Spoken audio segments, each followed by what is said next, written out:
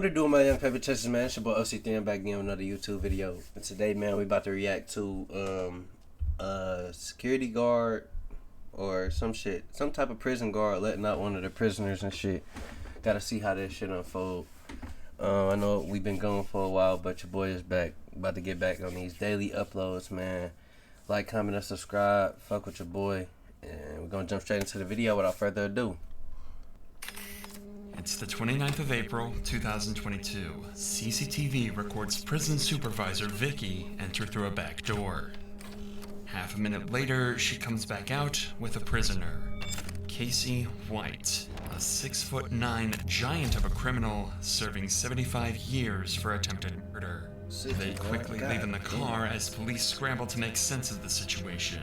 Vicky, a prison supervisor with a 2-decade-long career and perfect record, just disappeared with a dangerous criminal. Police assumed that she was forced or manipulated into helping him escape. But that's when new evidence came to light, showing that she might have planned the entire thing. As a nationwide manhunt began, police would realize the rabbit hole went deeper than anyone expected, leading them down a dark path, ending with Vicky found dead with a bullet in her head. Vicky, stay with us! Damn. It's April 29th, 2022, and prison officer Vicky has just told her work colleagues that she's taking a prisoner to a psychological evaluation at a local courthouse. But something isn't right, as she's transporting the prisoner alone, despite rules mandating prisoners must be escorted by 2 officers at a time. But because of her senior position as a supervisor, nobody stops her. And it would be 6 hours before police realize that Vicky and the prisoner are never coming back. Desperate for... It took these motherfuckers 6 hours to realize it was... Man... Clues, police start looking into the man that Vicky escaped with. It was Casey White, a man serving 75 years in prison for domestic violence, home invasion, murder, and brutally attacking a man with an axe. But there was one crime that stood out to police even more. 7 years prior to this, Casey had abused and manipulated his then-girlfriend to a point where she tried to escape from Casey's vicious hands. After they successfully made it to her friend's house, Casey would break into the house with 2 guns and full intent to murder them both. Luckily, they both escaped. He wasn't planning on nothing else but... and survived his vicious attack. But that's when Casey fled the scene and began a series of carjackings across several states, until finally getting into a tense standoff with multiple police officers. Casey, put the gun down. Let me see your hands, man. Put the gun down, Casey.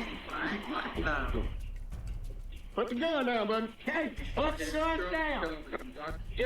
Just relax a little bit. Coach, is that what we're tell her to watch this? Hey, Casey. Casey, Yes, sir. I will get you a sundrop if you'll be still. Just be calm.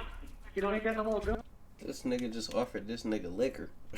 No, you ain't got. You got to plug him in. It's unusual, but the cops rolled a drink and a pack of cigarettes towards Casey, hoping this would calm him down and avoid a shootout. Miraculously, this actually worked, and the cops were able to move in and make an arrest. His interrogation gave cops an even clearer view into just how insane this man was. I've been trying to wait just to kill her ever since. I couldn't wait no longer. I had to do it tonight. Do you regret what you did tonight? I regret I didn't kill him.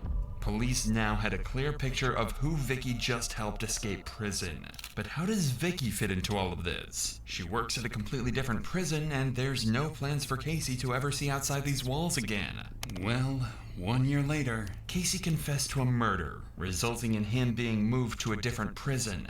This kicked off a series of events that would eventually result in Vicky's death. The murder that Casey confessed to was a 4-year-old cold case. It's unclear why Casey owned up to it now, but he was able to give specific details that nobody but the killer could have known. And after a short trial, he was quickly transported to a new prison, the same one where Vicky worked. Vicky is 56 and has been divorced for several years and put her heart and soul into her job. She was a model employee and popular among her colleagues, but her life had become boring and lonely. She wanted a change, and when Casey showed up, that's exactly what she got. They slowly began to talk Damn, she was getting piped down by the president. more and developed a connection. They bonded over their shared last name and began to think that they were destined to be together. She started coming in on her days off and was noticeably happier. Despite having a great life on paper, Vicky had become enchanted by God damn, nigga.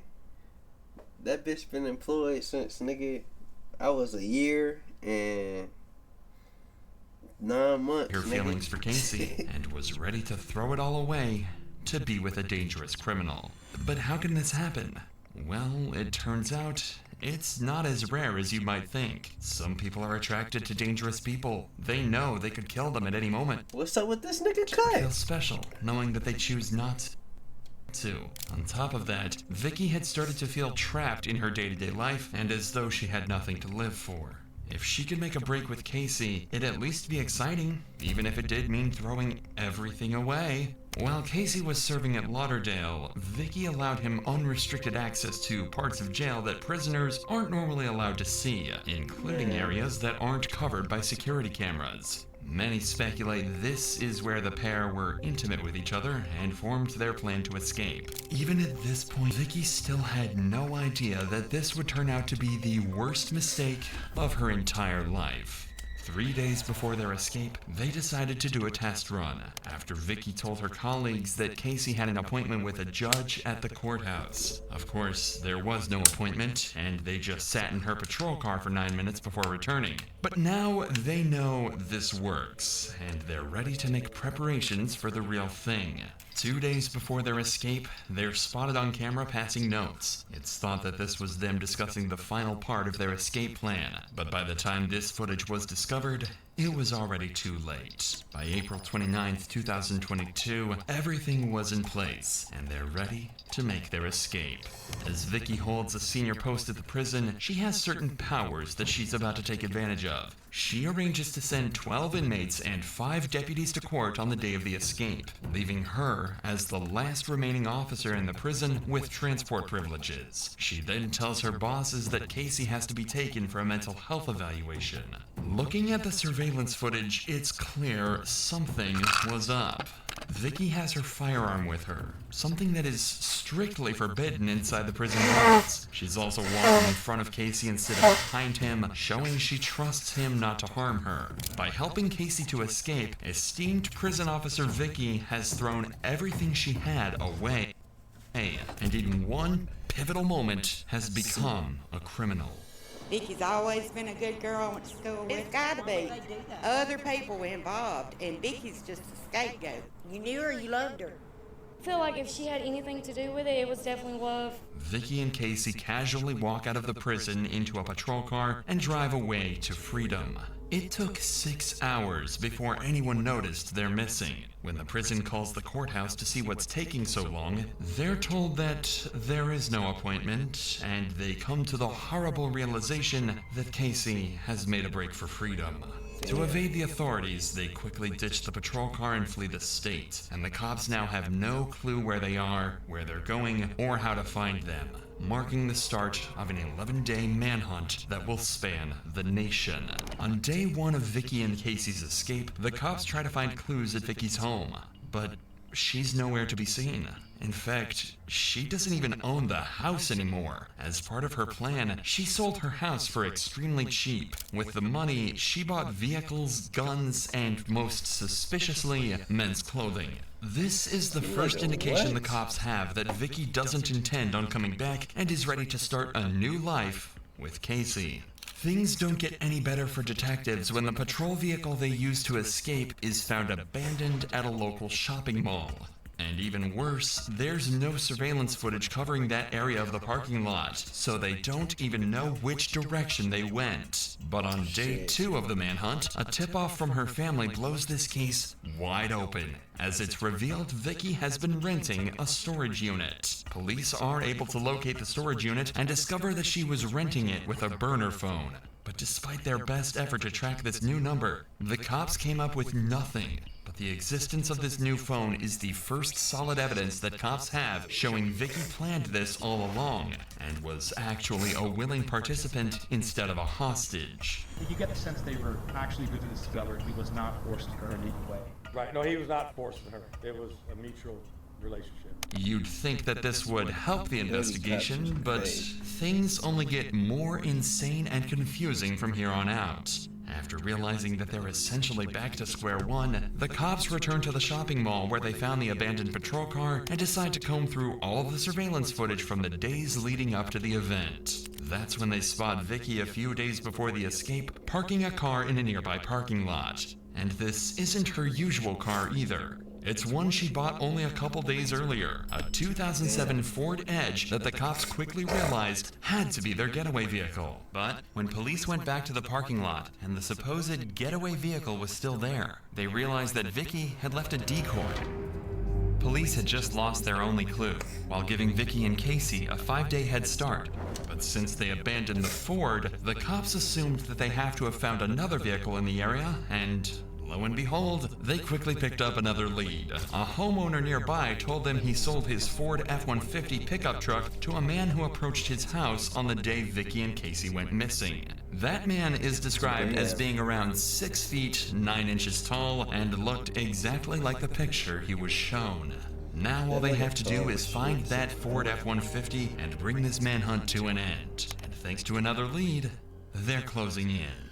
On day 6, the owner of a car wash in Indiana noticed something strange. A Ford F-150 had been parked in one of the cleaning bays for an unusual amount of time, and he suspects this vehicle has been abandoned. Unfortunately, this is before a search was initiated for the truck, but something's still not right. This pickup truck is far too nice to have been dumped by anyone sane, and the owner quickly grew suspicious. In order to find out, he checks out the car wash surveillance footage, and what he finds will help the cops finally capture their 2 fugitives. That's Casey getting out of the pickup, and he's acting very strangely. He's waiting for Vicky, and she's in that car driving just out of shot. When Casey gets in the new vehicle, leaving their pickup and driving off, the owner knows they're up to no good and calls 911. There's a truck been sitting in my bay since yesterday at 3 o'clock. I looked at my cameras and the guy's kind of suspicious. It's a Ford F-150 4-door truck. It's blue in color. It's got Tennessee license plates on it. And I've got him on camera. The next day, cops arrive at the car wash and initiate a search of the truck. Does it return to a Dodge? Yep. Yeah, that's fine.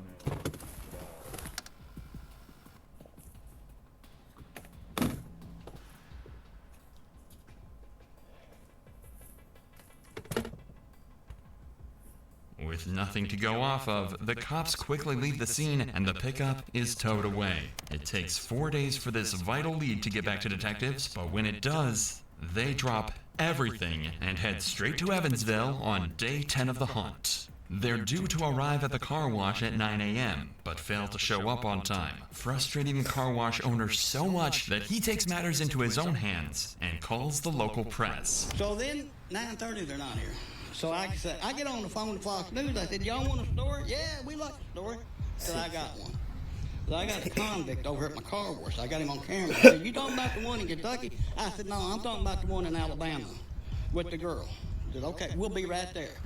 They showed up. They got there 10 minutes before the marshals. U.S. Marshals arrive during the media frenzy, and when they take a look at the surveillance footage, they realize they found the car Vicky and Casey could still be driving, a Cadillac, and one that Vicky and Casey think is completely unknown to the cops. It seems like their days on the run are numbered, but even with the leads they have, they come up with nothing, and the cops are starting to realize their fugitives could be anywhere in the country. But as it turns out, they're closer to home than anyone thinks. Back in Evansville on day 11, a cop is on his way home from a long shift when he sees a familiar-looking vehicle parked outside a Motel 41. It looks like the same Cadillac from the car wash. There's no way these niggas fled the state and came back to the same fucking state. And he hastily takes down the license plate. The problem is, the license plate of the Cadillac seen at the car wash was never seen, so they have no way of knowing if it's the same vehicle. But they do have the license plate of the recovered F-150, so, grasping at straws, they decide to run that through their license plate reader, and when they do, they strike gold. Several traffic cameras have picked up the F-150, and following it in nearly every shot is a Cadillac. A Cadillac Damn, moving sloppy, I see. Whose license plate perfectly matched the one at Motel 41 right in front of them. Finally, by sheer luck, the cops have found their fugitives. All they have to do now is bring them in. First, deputy marshals find strategic positions around the motel. They're all in plain clothes and unmarked vehicles, hoping to be as covert as possible. But while the cops surround them, Vicky and Casey are in room 150 watching the TV in horror right as the discovery of the Ford F-150 hits the news. The plan was to bring Vicky and Casey in quietly, but before they get a chance to put their plan into action, Vicky walks out of the hotel room and throws a bag into the Cadillac. She's followed by Casey, and even though they're in disguise, there's no mistaking Casey White's massive frame. Casey gets behind the wheel, and the Cadillac... You can't disguise 6'9", my nigga. I'm glad I'm short, cause shit, I could put some stilts on, nigga. You would think, you feel me? But that shit crazy. Takes off. The cops' plan has been completely foiled once again, but they've got a backup. They're going to follow them and try to box them in to avoid a confrontation. But before they get a chance, they realize they've been spotted. Casey turns onto US Highway 41 and hits the accelerator, taking the cops on a chase across traffic and through parking lots until he manages to make a break for freedom by driving straight through an open field. At around the same time, police dispatch receives a call from none other than Vicky herself, and it gives you an idea of how terrifying this chase really is. John, airbags are going on. Get out, run. A police vehicle forces Casey to drive straight into a ditch, and this pursuit is brought to a sudden halt. But it's far from over, as cops know the pair are armed and could open fire at any point in some kind of Bonnie and Clyde inspired shootout. Crash down. Any crash down.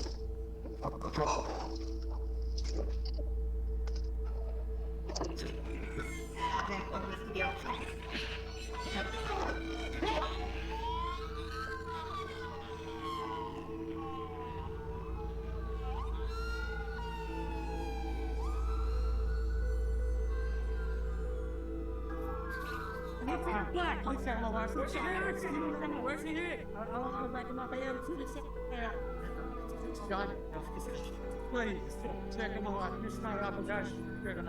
She's my wife. That's the best woman in the world right there. Damn. Please, that's the best woman in the world. Vicky, I'm so sorry, baby. I'm so sorry, baby. Anybody in this world don't deserve it. She don't. When she herself, it ain't me. But y'all ain't gonna believe me. I'm gonna say I killed her. Just like y'all say I killed everybody else. Finally, after 11 days, the manhunt has come to an end, and they've got Casey unharmed in handcuffs. But Vicky met a much more devastating end. Just 2 weeks ago, she was an upstanding member of society, an esteemed prison officer respected by those around her. Now, she's a fugitive, laying in a criminal's stolen car, conscious, but with devastating injuries. She wasn't going to jail. David, she graduated? No, she's good. She's still got it in her hand. Yes, good. Medic right here, medic. She said she wasn't going down for that. Get back. Arm still in her hand? Yes. Still breathing. I gotta break this sucker up here. Well, I think we can reach in and get the gun. It'd probably be easier in the windshield. See little open right here. We got cover? Yeah. It's opening. You got me? Yep. You gotta go for the gun first. Alright, put me out. Alright, I got it. She's been shot in the head, and Casey claims she took her own life. When cops get a better look, they find her finger is still on the trigger of the gun. Later that day, Vicky was pronounced dead in a nearby hospital. We'll never really know what the two had planned for their life together after their escape. Whether they wanted to go off the grid and settle down, or live the rest of their lives on the run. Well, it turns out he was about to go kill somebody else. Casey never planned to keep Vicky around at all. He described her as a liability, and someone that didn't have the mind for this sort of thing. It's likely that she would have been ditched shortly after this point, or killed by Casey anyway, as he was found guilty of first-degree prison escape and sentenced to life behind bars. He'll be 98 years old before he gets a chance at parole, so this terror of a man will likely be off the streets until the day he dies. Fuck. Alright, man, if you made it to this point in the video, man, I appreciate you for tuning in, bruh. We're gonna be back with some more videos. I'm about to get some gaming content and some more reactions. I know y'all fuck with the reactions, but shit, I'm trying to, you feel me, build a more broad community. So we gonna do some more gaming videos. But shit, if you like the video, go ahead, like, comment, and subscribe. And shit, we're gonna be back again with another video. I appreciate everybody for watching. Peace.